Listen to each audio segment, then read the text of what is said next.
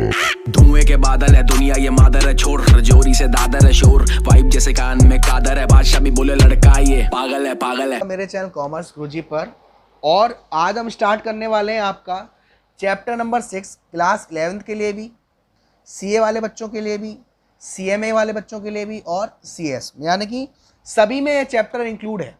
इस चैप्टर की मैंने एक वीडियो बनाया था, एक पार्ट डाला था जो मैंने फेस टू फेस पढ़ाया था, तो मैं दोबारा से समझाऊंगा, दोबारा से स्टार्ट करूंगा।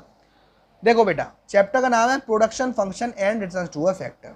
सबसे पहले समझेंगे कंसेप्ट ऑफ प्रोडक्शन फंक्शन, चाहे वो शॉर्ट रन हो चाहे वो लॉन्ग रन हो।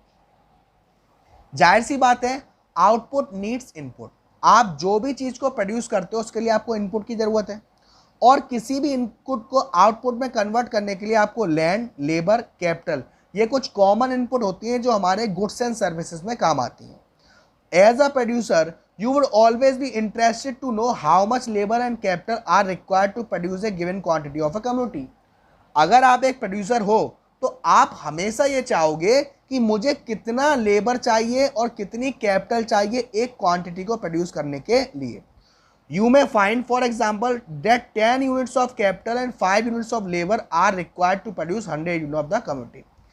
अगर आप 10 यूनिट अपनी कैपिटल की और 5 यूनिट अपने लेबर की लगाते हो तो आप 100 यूनिट्स ऑफ ए कम्युनिटी बना सकते हो। यानी कि क्या समझे कि जो हमारा प्रोडक्शन फंक्शन है वो एक रिलेशनशिप है किसके बीच में, फिजिकल इनपुट और फिजिकल आउटपुट, यानी कि रॉ मटेरियल इनपुट और फिनिश गुड्स आउटपुट।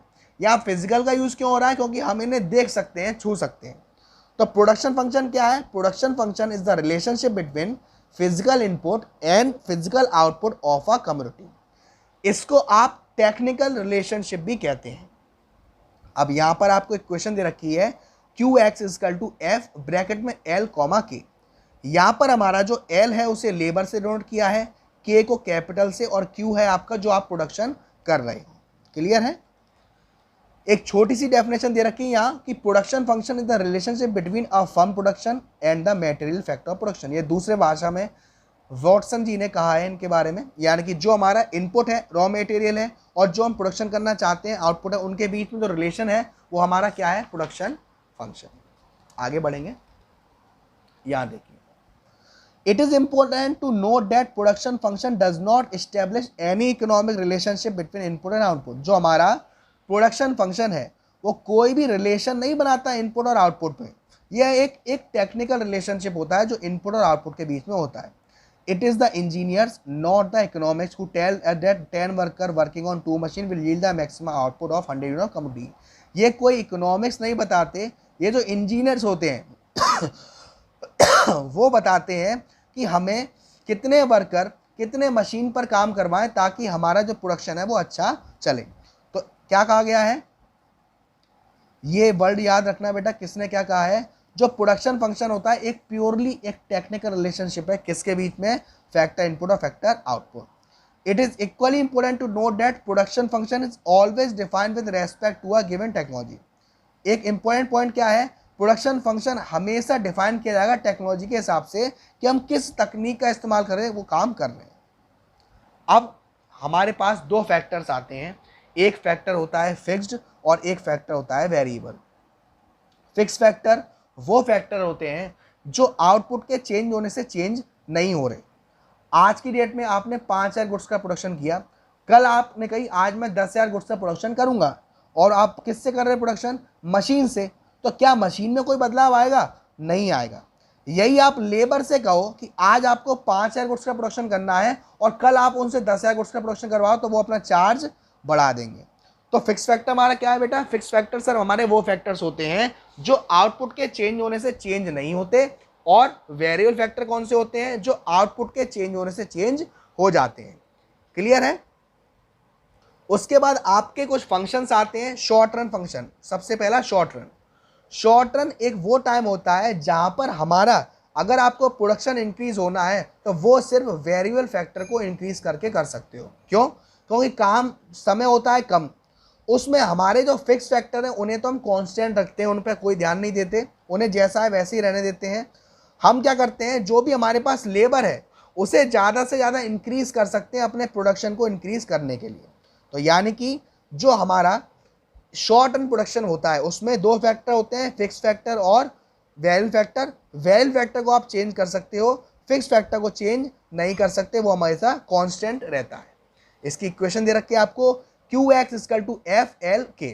यहाँ पर L है लेबर और K हमारी कैपिटल, तो कैपिटल को मैं क्या कह रहा हूँ, फिक्स्ड, और लेबर को क्या कह रहा हूँ मैं, वेरिएबल फैक्टर। वेरिएबल फैक्टर क्या होते हैं सर, जो चेंज हो सकते हैं आउटपुट के चेंज होने पे, और जो चेंज नहीं होता उसे फिक्स फैक्टर।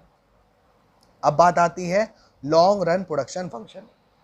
यहां पर क्या होगा, ये आप, इसमें क्या होता है, इसमें हमारे पास जो फिक्स्ड फैक्टर थे, फिक्स फैक्टर जो आउटपुट के चेंज होने से चेंज हो जाता है वो वैनिश यानी खत्म हो जाता है। क्यों?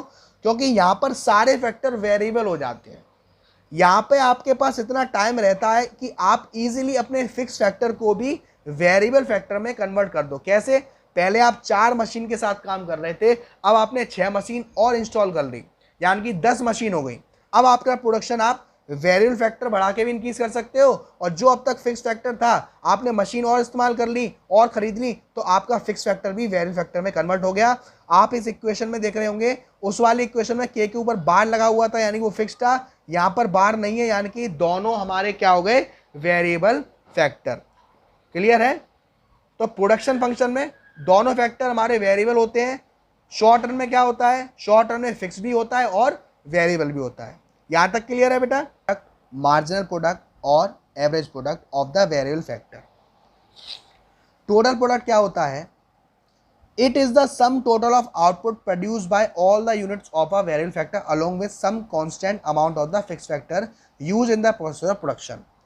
जो हमारा टोटल प्रोडक्शन हुआ वेरिएबल फैक्टर के साथ और फिक्स फैक्टर के साथ, उस टोटल प्रोडक्शन को मैं क्या कहता हूं, टोटल प्रोडक्ट।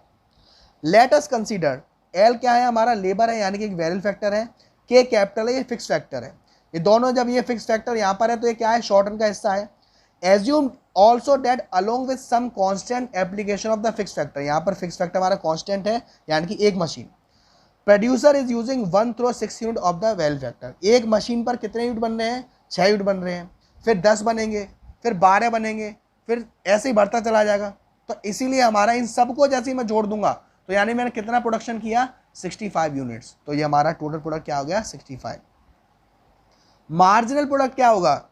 मार्जिनल प्रोडक्ट यानी कि MP refers to the change in TP when one or more unit of the variable factor is used, fix factor remaining constant. यानी कि अब तक जो भी आपके पास वेरिएबल फैक्टर थे, जहां पे आपने वेरिएबल फैक्टर और यूज करे यानी कि और बढ़ा दिए, उसके बढ़ाने से टोटल प्रोडक्ट में जो भी आपका इंक्रीजमेंट आया वो आपका क्या है, marginal product. If output increase from 40 to 45 units when the input of labour increase from 5 to 6, यानी कि पहले लोग 5 यूनिट कर रहे थे, अब उन्होंने क्या कर दिया, 6 यूनिट प्रोड्यूस कर दिया। इस 6 यूनिट से हमारी जो आउटपुट था वो 40 से 45 हो गया, तो कितना बढ़ गया, 5। ये क्या है, मार्जिनल प्रोडक्ट। क्लियर है? ये दो फॉर्मूले होते हैं मार्जिनल प्रोडक्ट को निकालने के, जब न्यूमेरिकल करेंगे तब इजीली समझ में आएगा। उसके बाद आता है आपका एवरेज प्रोडक्ट, AP।